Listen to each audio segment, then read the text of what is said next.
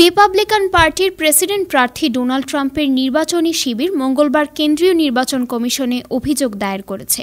এতে দাবি করা হয়, আইনত প্রেসিডেন্ট জো বাইডেনের নির্বাচনী তহবিলের নিয়ন্ত্রণ নিতে পারেন না কমলা হ্যারিস।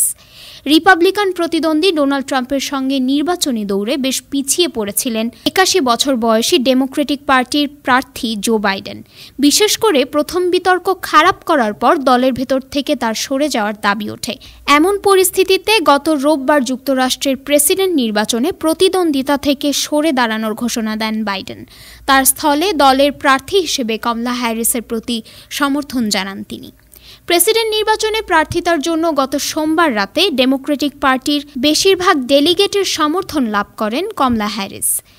এরপর খুব দ্রুত বাইডেনের নির্বাচনী তহবিলের সব ব্যাংক হিসাবের নিয়ন্ত্রণ যায় তার কাছে। কমলা হ্যারিসের নির্বাচনী শিবির বলছে, আগামী মাসে অনুষ্ঠেয় দলের জাতীয় সম্মেলনে প্রেসিডেন্ট প্রার্থী হিসেবে মনোনীত হতে যাচ্ছেন তিনি। ট্রাম্পের নির্বাচনী শিবিরের অভিযোগ, কমলা হ্যারিস নির্লজ্জভাবে বাইডেনের নির্বাচনী তহবিলের অর্থের নিয়ন্ত্রণ নিয়েছেন। ট্রাম্পের নির্বাচনী প্রচার শিবিরের জেনারেল কাউন্সিল ডেভিড ওয়ারিংটন এ বিষয়ে কেন্দ্রীয় নির্বাচন কমিশনে অভিযোগ দায়ের করেন। অভিযোগপত্রে ওয়ারিংটন দাবি করেন, আমেরিকার ইতিহাসে নির্বাচনী প্রচারাভিযানে সবচেয়ে বড় আর্থিক অনিয়ম করতে যাচ্ছেন হ্যারিস। তবে অভিযোগ দায়ের করা হলেও ৫ নভেম্বর অনুষ্ঠেয় নির্বাচনের আগে বিষয়টি সমাধান করতে পারবে না নিয়ন্ত্রক সংস্থা। কেন্দ্রীয় নির্বাচন কমিশন জানায়, অমীমাংসিত বিষয়টি নিয়ে তারা এখনও কোনো মন্তব্য করবেন না।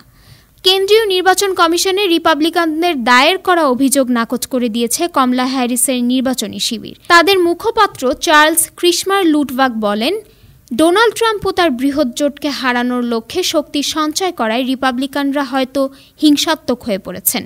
চার্লস ক্রিশমার আরও বলেন, তারা ভোটারদের দমন ও নির্বাচনকে নিজেদের পক্ষে নিতে বছরের পর বছর ধরে এ ধরনের ভিত্তিহীন অভিযোগ করে আসছে, যা তাদের শুধু বিভ্রান্তই করবে। Desk report, time television, new York.